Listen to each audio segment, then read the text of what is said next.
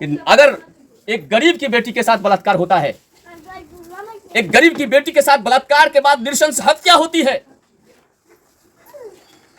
और सुशासन कहीं नहीं है।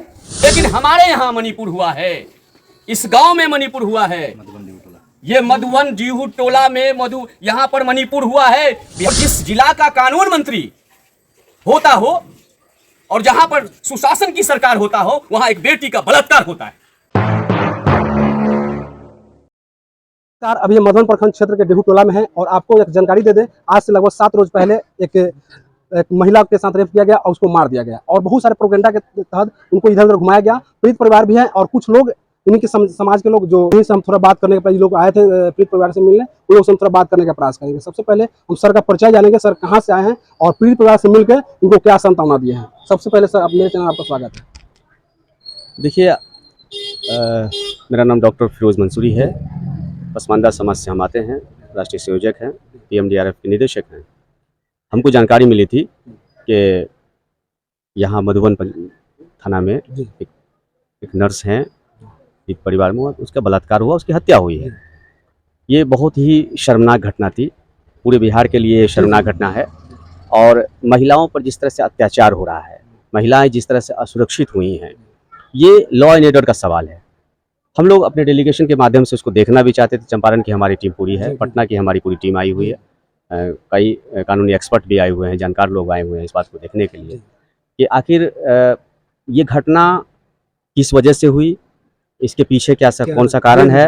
और सही पड़ताल, क्योंकि जब तक हम स्थल पर नहीं आएंगे तब तक हमको सही पड़ताल की जानकारी नहीं होगी। बहुत सारे रिवर भी होते हैं, बहुत सारे अफवाह भी होते हैं। तो इस चीज़ को लेके PMDRF ने सोचा कि इसका एक डेलीगेशन जो है वो पटना से चले और ये जो गांव है, इस गांव में हम लोग आए हैं, पीड़ित परिवार के घर पर आए हैं। वो जो जिनके साथ ये घटना हुई उनका बच्चा है, उनके परिवार से, उनके फादर हैं, उन लोग से मिल रहे हैं, उनकी मदर से हमने मिला है। सेवा कर रही थी, क्या मिला उनको? क्या परिवार को चलाना अपराध है? तो बिहार की सरकार से क्या आपका ऐसा कौन सा प्रतिनिधि है, बिहार सरकार का ऐसा कौन माननीय मंत्री है? मुझे जानकारी मिली है, मैं जानता हूं कि इस क्षेत्र में कानून मंत्री है और जिस जिला का कानून मंत्री होता हो और जहां पर सुशासन की सरकार होता हो, वहां एक बेटी का बलात्कार होता है। मैं आया हूं, मैं बातचीत किया हूं, मुझे पता चला है कि कोई देखने के लिए नहीं आया है, सरकार का कोई रिप्रेजेंटेशन नहीं आया है। यह है न्याय के साथ विकास, यह है सुशासन, यह है सोशल जस्टिस, यह है माई समीकरण। अगर यह माई समीकरण है तो ऐसे माई समीकरण पे हम लोग लानत भेजते हैं, निंदा करते हैं। यह शर्मनाक मामला है, किसी की बेटी सुरक्षित नहीं है। किस तरह की सरकार चला रहे हैं आप? कौन सी सरकार बिहार में चल रही है?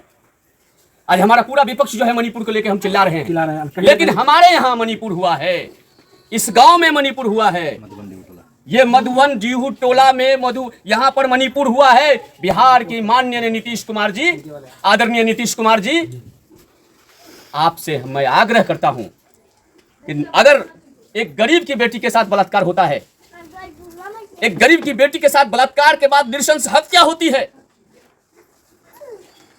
और सुशासन कहीं नहीं है, ये कैसा शासन है? इसके बावजूद भी सरकार के प्रति हम निश्चित तौर पे हम सरकार से नाउम्मीद नहीं हुए हैं। मुझे लगता है कि पटना तक इसकी खबर नहीं है। शायद अगर माननीय मुख्यमंत्री अने मार्ग में इसकी खबर होती तो अब तक 5 जो अपराधी है जिसने ये क्राइम किया है वो जेल के सलाखों के अंदर होते हैं। लेकिन सर, इस घटना के लगभग 7 से 8 रोज बीत चुका है, लेकिन अभी तक एक व्यक्ति को ही पकड़ा गया जो फोन पर था। अभी तक और जो अपराधी है, जो और रेपिस्ट है, जो आज फरार चल रहा है। अभी तक यहाँ की प्रशासन क्या कर रही है? देखिए, ये बिल्कुल माकूल सवाल है और ये सवाल पसमानदा मुस्लिम समाज PMDRF नहीं पूछ रहा है, ये सवाल बिहार की एक एक जनता पूछ रही है कि आखिर मधुवन में इतनी बड़ी शर्मसार घटना हुई है, अपराधी अब तक बाहर क्यों घूम रहा है? ये सब पूछ रहे हैं, हम आए हैं और ये जांच का विषय है। आखिर इसके पीछे कौन सी ताकत है? क्या सत्ता संरक्षित ताकत है, या सत्ता खामोश है, या सत्ता चुप है, ये तो हमारे प्रशासन को बताना होगा। बताना होगा।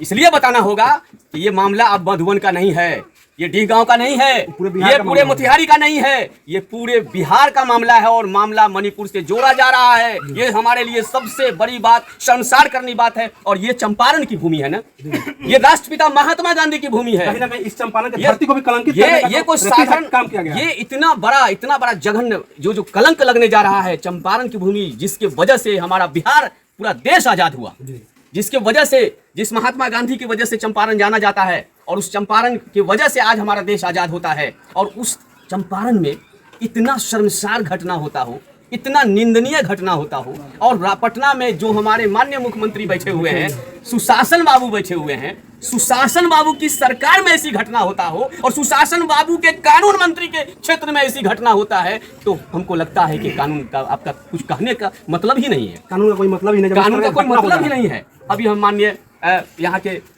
पुलिस उपाध्यक्ष, पुलिस अधीक्षक से हमारी बात हुई है। क्या आपको हमने उनको पूरी जानकारी दी, कहीं व्यस्त थे, शासन का कोई काम कर रहे थे।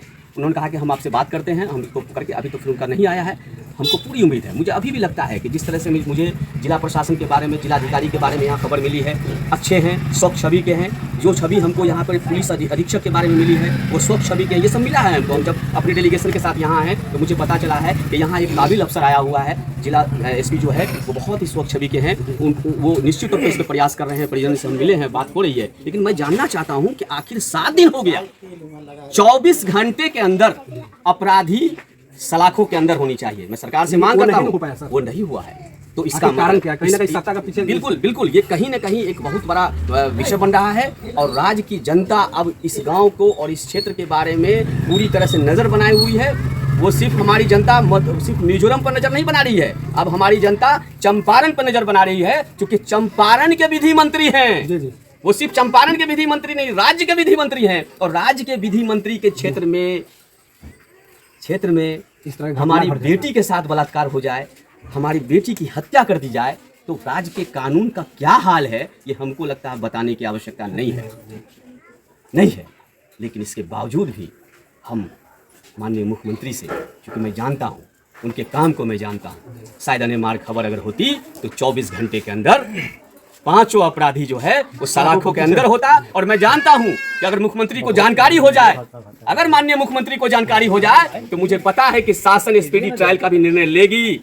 अगर मुझे जहाँ तक लगता है कि अगर माननीय मुख्यमंत्री को जानकारी हो जाए तो अभी तक में राज्य सरकार का मुआवजा भी इस गरीब परिवार में आता। सोचिए, वो लग रहा है कि मुझे लगता है कि अभी इसलिए देखिए, बाबा साहब के संविधान है, हमको अपने देश के संविधान पर भरोसा है, हमको अपने देश के न्यायपालिका पे भरोसा है। और ये बात जान लीजिए, इस देश में गरीब का अगर सबसे ज्यादा किसी चीज पर भरोसा है तो देश के न्यायपालिका पर है। मुझे पूरा यकीन है कि हमारे बच्चियों का, बच्चा लाइए कहाँ, हमारा बच्चा को है मात्र हमको लगता है